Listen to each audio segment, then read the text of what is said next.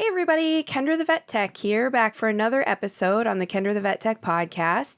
And today we're going to do a little bit of a hybrid episode. So I have Eli here with me, and we are going to talk about his path through veterinary medicine and what he's up to. But in keeping with kind of where I've been going with season 4, talking about some heavy stuff, demographic survey, mid-level practitioners and the whatnot, we're going to talk about what's been going on in Montana as well. So here with me today, like I said, is Eli. Welcome, Eli. Thank you so much for joining me today. Yeah, thanks for having me. So how we get things started, Eli, is I like everybody to tell us about your path to and through veterinary medicine. So tell us about yourself. All right. So I'm born and raised in Montana. Grew up in a little town of Whitehall. That's about 1,200 people. It's agriculture and mining. Graduated high school here in 2008, and then I attended Eastern Wyoming College, and I had received some scholarships to that school, so that's kind of why one of the reasons I went to look at it. Okay. And I knew some people that attended down there, and a couple of them had gone through the vet tech program, but I really had no idea what vet tech was, or just not really something you hear a lot about growing up. Yeah. So I went down and checked out the school, and I looked at a few different of their degree options, and the vet tech one was the only one that seemed somewhat interesting because I had no idea what the heck I wanted to do with my life. So I just kind of went with that one on a whim, and 14 years later, I'm still at it. So yeah. So I do always ask for a little more, people to be a little more elaborate when they do something like out of state or a big move. I don't know how far this college is from where you grew up in Montana. Montana is rather large if none of you have ever been there before. So it's it was about 10-hour drive one way. Okay. So, and you said you got some scholarships there. Was that, I saw in your bio for AAEVT that you did rodeo in college. Is that what it was for? Yeah. No, I didn't get a rodeo scholarship because by the time I decided to go there, it was like right before the semester was starting. So I didn't get any sports scholarships, but I had a lot of academic scholarships. Wonderful. That's great. What did you do in rodeo? I calf rope. Calf rope. And you still do that in your free time, don't you? Yep, I still go a little bit. I haven't gone very much the last few years just because I got a little busy with a lot of stuff we had going up here. So yes. Kind of rearrange your priorities a little bit. Lots of big things going on in Montana for sure. And what about I also saw in your bio that you are doing some instruction as well. Have you been working in a practice full-time since you graduated, or did you ever leave clinical practice at any point to do teaching full-time? No, I have been working in mixed animal practices since graduating. So like the first practice I went into was bovine small animal. Okay. So I was at that one for 2 years. And then I was at a full mixed animal practice for 4 years where one day I might be running anesthesia on a rat. And then as soon as we're out of that surgery, I am back in the equine stall knocking a horse down for an orthopedic surgery. Nice. So kind of went all over. And then when I left that practice was when I went to the practice I'm at now. And I've been at Meadow Creek Vet for about 6 years now. Okay. And when I started there, I was at the clinic 3 days a week. And then I would teach in Dillon at the Pima Medical Institute's vet tech program there 2 days a week. Nice. And so not leaving clinical practice at all. Have you enjoyed that cutback, though, of only doing clinical work 3 days a week and teaching too? So I only did the teaching there on the 2 days a week for a summer. Oh, okay. So just the summer 2017. Stint. Yeah, short stint. So I did that. I enjoyed it, but I missed being in practice full time. Yeah. I'm not good at sitting in an office. So, like, I'd get there and, I would teach from 1 to 6 in the afternoons, but the whole morning was, in the office grading papers and stuff. And, there's parts of it I enjoyed, but then I'd also, I'd finish all my stuff and be sitting at my desk and be like, I need to go put a catheter in something. Yeah, so that's kind of what I was trying to suss out a little bit is because I did a short stint of that myself too, where I thought I really wanted to help fix this practice and do a little stint of practice management. But I was the same. I was like, does anybody need help with anything down here? You know, because you're sitting up at your desk and twiddling your thumbs because some of us just really aren't meant to sit behind that desk. And so they'd come upstairs to my desk and they'd be like, hey, can you intubate a goat? And I just like drop everything. Well, absolutely, I can come intubate a goat for you. No problem. Yeah.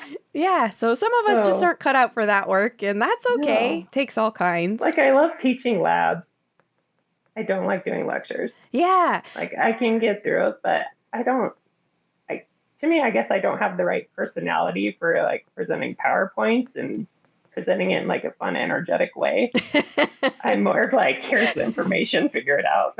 All the students are asleep in the class. But the labs, you know, I mean, that's more of what it sounds like you're geared towards, though, is just that getting your hands dirty, showing them what it's like. And the other thing that I find interesting is when I was going through school too, one of my large animal instructors was sort of doing what you were doing, where he was in a clinic and then he would come in and teach labs a couple of days a week. And he would always tell us, like, there's Maplewoods world and then there's the real world. So my school was called Maplewoods. And I feel like that's the difference is you're there in the labs, you're teaching them the stuff that's going to happen in real life that they're going to have to do in the trenches as a veterinary technician. So yeah. Cool. And that's kind of what I do now is I do like guest instructing in labs. So if they have a bunch of surgeries coming up, they'll give me a call and be like, hey, can you come on whatever day it is? Yeah. And it might be they're doing a bunch of dental surgeries, or it might just be a bunch of space neuters.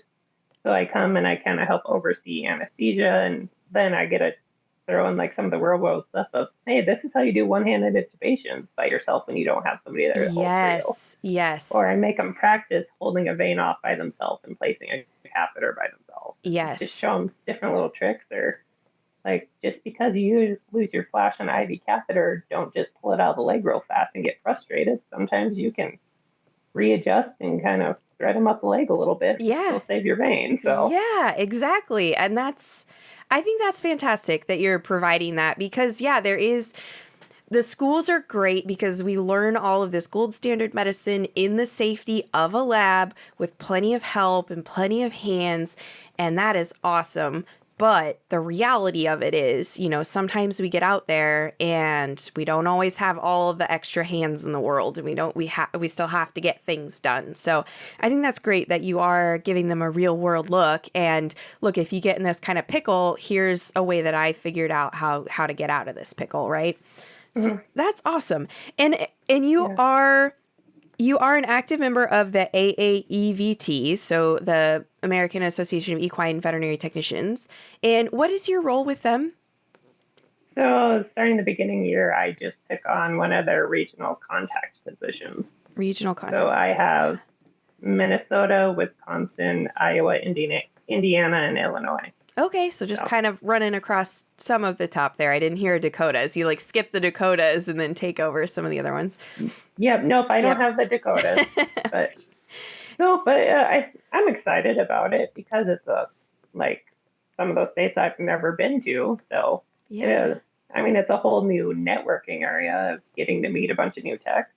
Yeah, exactly. And that's something that a lot of my guests talk about a lot, and I do too, and really endorse and try to encourage people to network, because you're just opening up a whole bunch of brand new states to make new contacts and meet new people and learn new things.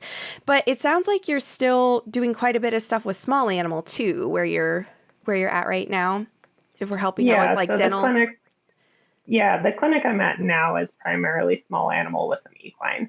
Occasionally we might have a goat come in. Yeah. Like, usually it's one that might have a broken leg, so they want to x-ray it, or we might check some goats occasionally. But my boss is getting more to the point where she's looking at retirement, so she really doesn't want to up the equine portion of the business. She'd rather stick to the smaller stuff right now. But Well, when you're getting up there close to retirement, the smaller animals are much easier to deal with than the but equine. I still sneak some horse appointments in on her. Yeah, So, that's great. because I'm the only technician there, so I run anesthesia on everything. And Mm-hmm. every once in a while, she'll show up and she goes, "Is that a horse surgery in the books?" I'm like, "Yeah." Like, yeah, I didn't get heads up on this one. I'm like, "Nope." Afraid you might cancel, Doc. We're doing it. We're doing it. So yeah, that's kind of the next thing I wanted to talk about is what the typical day-to-day right now where you're at looks like for you. And it sounds like you try to keep things fresh by sneaking in a few horse patients here and there. So that's awesome. And doing, do you guys do any like small animal emergency type stuff? Are you pretty rural where you're at? Not a lot of clinics around, or?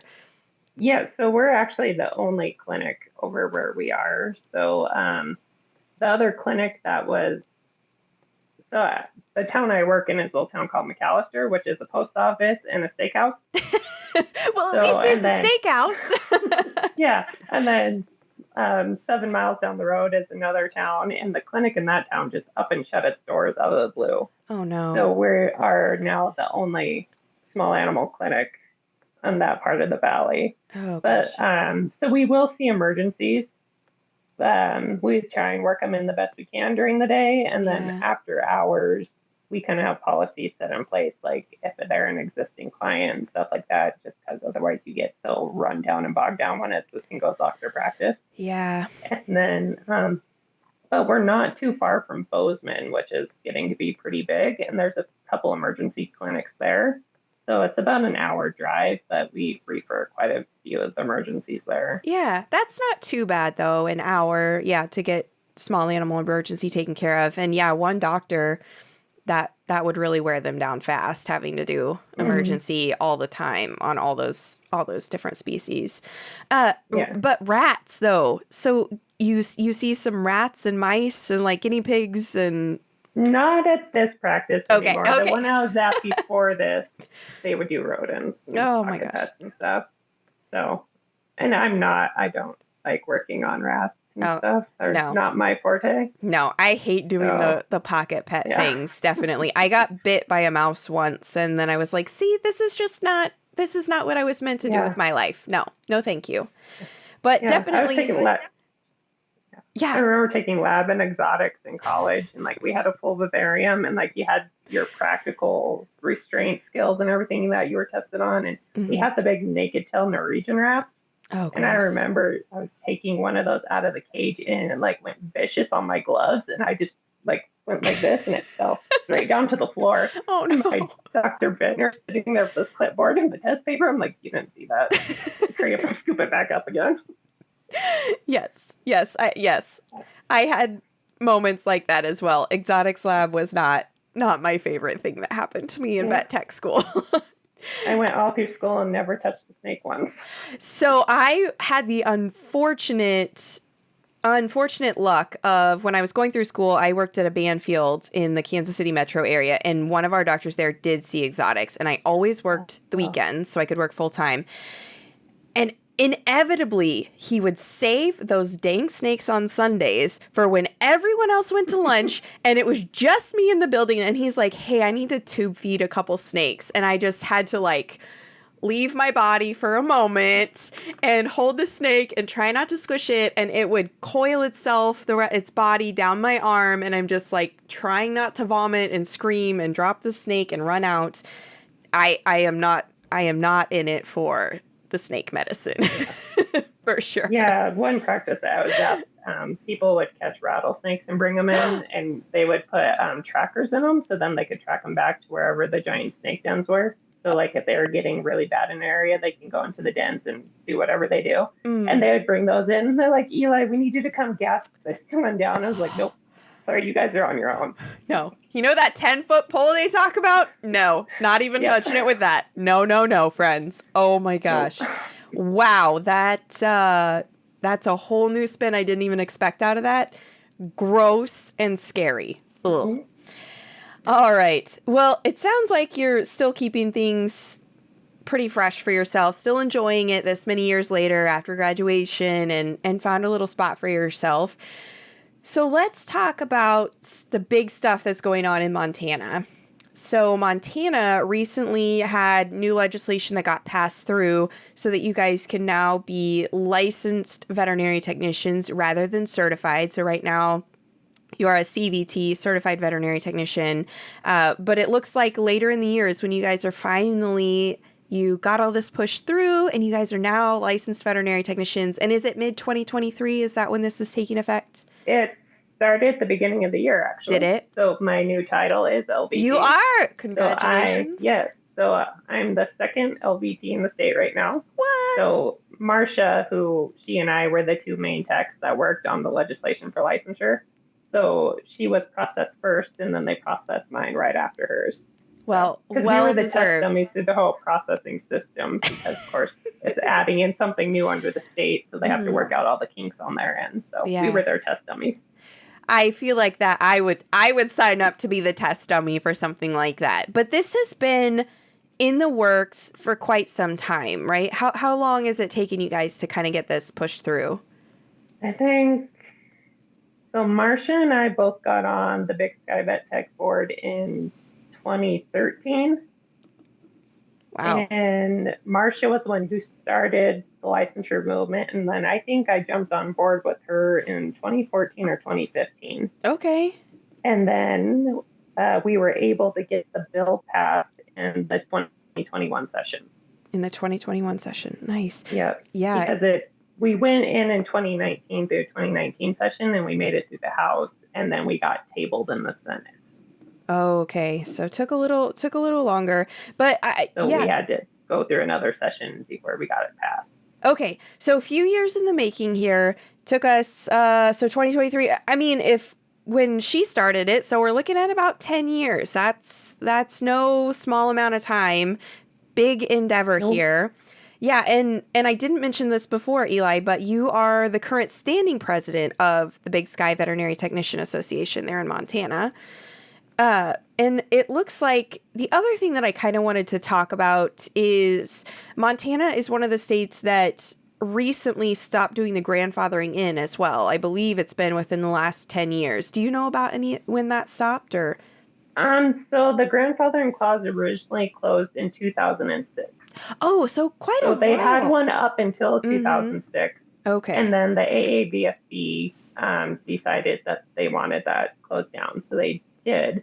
But part of our bill is we were able to reopen a grandfather clause. Okay.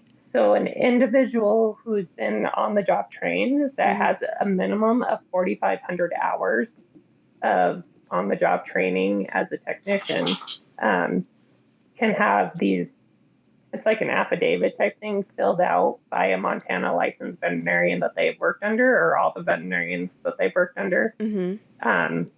So they fill it out proving that, yes, they have the training equivalent for this amount of hours, all that stuff. And then that gets sent to the AABSB, and then they can sit and take the VTNE. And once they pass that, then they can apply for licensure through the state. Okay, so now you guys are back on the grandfathering on the job training list then. Okay. And what about the title? Do you guys have title protection in Montana with this new legislation? Because I know like here in Indiana, you can't call yourself a vet tech unless you are a registered veterinary technician according to our bylaws that we have here. Do you know if your legislation there includes any type of title protection for you guys? So it does in a way, but yeah, with government, there's loopholes to things. Yeah. So you can't say you're a credentialed veterinary technician at all unless you are credentialed through the state.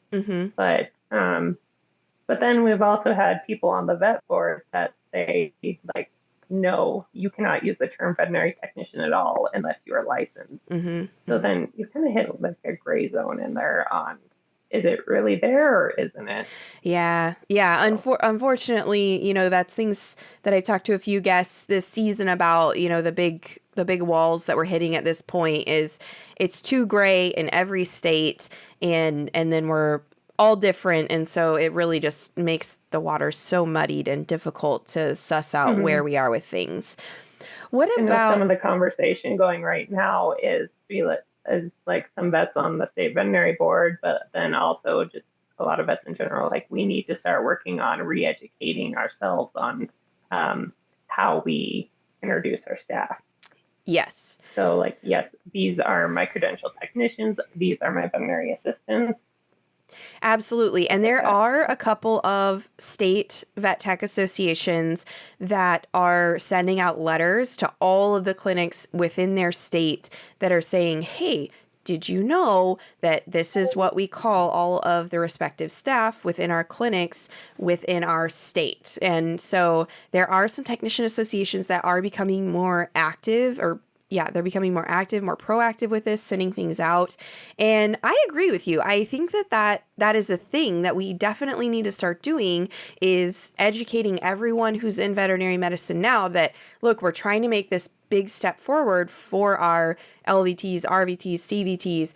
And by doing this, by calling people these titles, this is how we're going to make this better and start moving forward for them. So yeah, I agree with you. I think education is the big part of it. We kind of all need to get on the same page. We need to talk about it, educate everybody, and make more of these steps forward.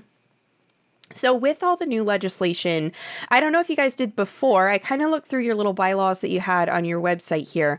But do you guys have anything in Montana that's like an official scope of practice? Did you before, or maybe do you now with this legislation that, says only LVTs can perform these tasks? Yeah, we do. So, so there's a part in the statute, which is the actual law, that says that there's a scope of practice for technicians, and then we were able to build a scope of practice through the administrative rule.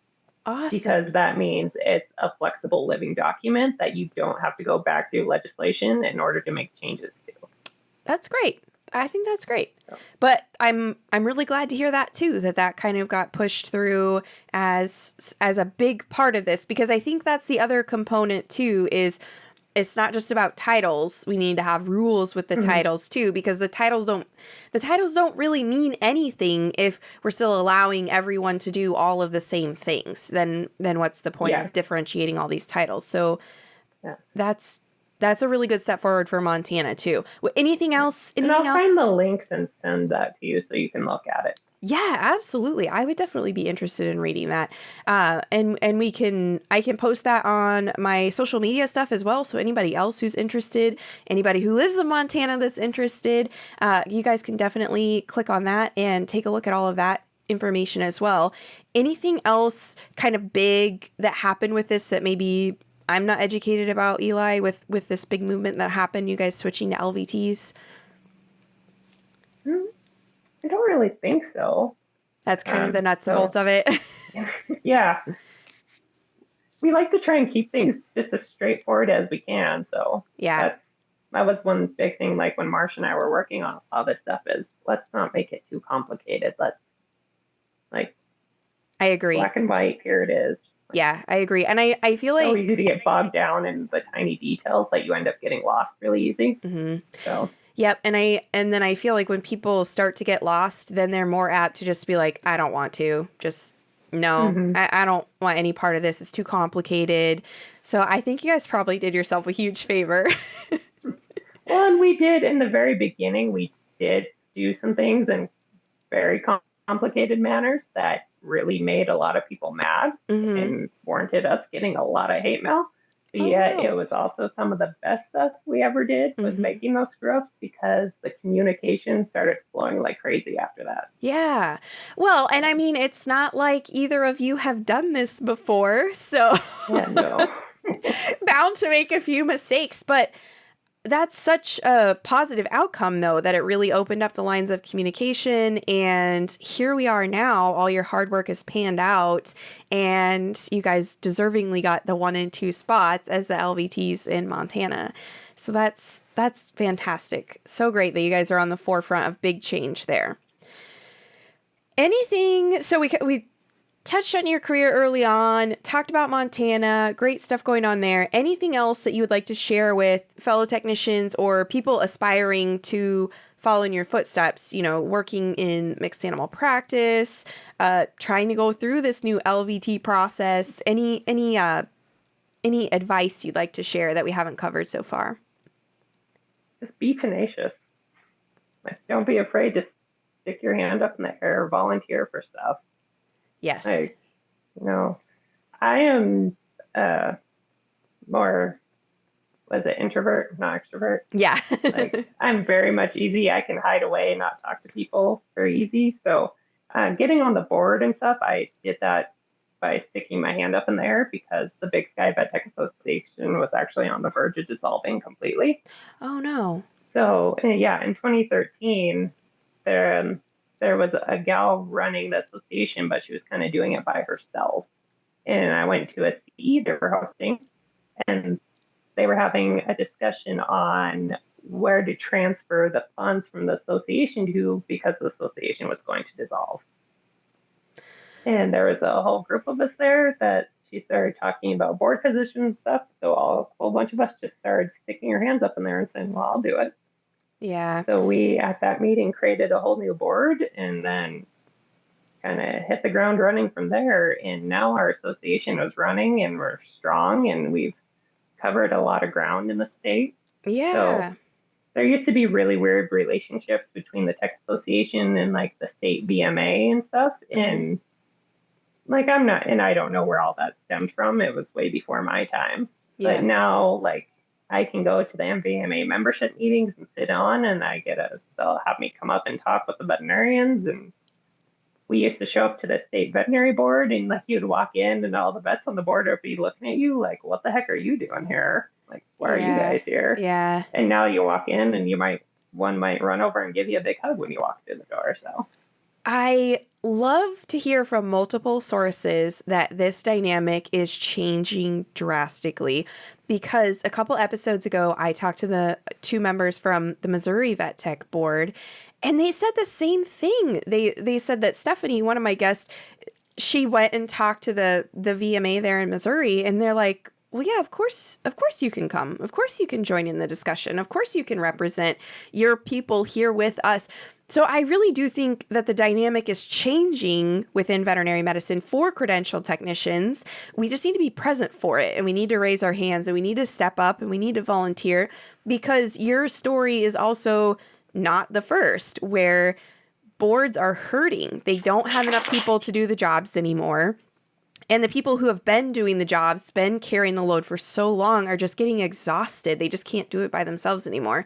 And that's all it takes. It's just a few good people to step up and share the load. And then look at what you guys have done just by stepping up and sharing the load with your state tech association. Congratulations. Well done. Like, I don't even really know how to express my gratitude for you and for for what you've done in for the technicians in your state. I mean, that's just fantastic. Just from raising your hand and saying, hey, I will do this, stepping outside of your comfort zone, stepping out of your box, getting yourself involved in networking and in these events. And look where you are now. Look where your people are now. You never know where you're going to end up when you just stick your arm up in there and volunteer for something. Because, I mean, when I graduated from tech school, my goal was I wanted to just go into strictly equine surgery. But that always, equine anesthesia holds a very soft spot in my heart. Like, it's one of my absolute favorite things to do. But, yeah, I've always worked in mixed animal practices. Mm-hmm. And then, sure as heck never saw myself ever going on an education route of teaching or lecturing, which I had the joys of getting to do that quite a bit. And honestly, like when the BSVTA was in charge of credentialing, like seeing my students' names come across the certificates and signing those to mail them out saying like you are now a CVT, like, I mean, that was a cool feeling. Yeah, that is awesome. Yeah, keeping your options open. That's another thing a lot of us have talked about is you never know what great thing might happen just by keeping your eyes and ears open and volunteering and just saying yes to some things that might seem scary. You can be scared to death. That's allowed. Like, yeah, you can definitely be scared to death. That's okay. But the point is just getting out there and doing it. Yeah. I mean, the most nervous I think I've ever been was standing in front of the legislative committee, have him give a speech. Like, sure, so I never saw myself doing this. Yeah, I bet that was super scary. I really don't ever want to do that. So kudos to you. Once you do it after the first time, it just starts to flow after that. It gets pretty easy. Mr. Like once you figure out all the formalities of how you're supposed to address everybody, then it just kind of flows and you just go with it. Oh, yeah, I bet you never thought you would say, yeah, I'm a professional at talking in legislative meetings now. Like that was probably never crossed your mind at any point in your career. Or giving commencement speeches at a college graduation. That was something I never thought I'd do either. And yet I've done it 3 times. Yes. And I'll tell you, the very first one I did was horrendous. Yes. But yes. after that, they got better. Yeah, I mean, it's all a growing and learning process. I truly believe that anything we do for the first time, we're all going to look back on it and cringe just a little bit. But it's all part of the growth. Everybody does that for everything. So it's all part of growing, learning, and getting better. So Eli, we're kind of coming to the end of our time here. I really like for my guests to leave a tip or trick at the end of the episode. It can be something simple, medical, or even something personal like journaling or something like that. Something that you have learned on the job. You didn't learn in school. It's real world learning that you felt like really helped you along. Maybe something that you teach some of your students that will really help them along. Do you have a tip or trick for us? Just learning to intubate in really weird positions.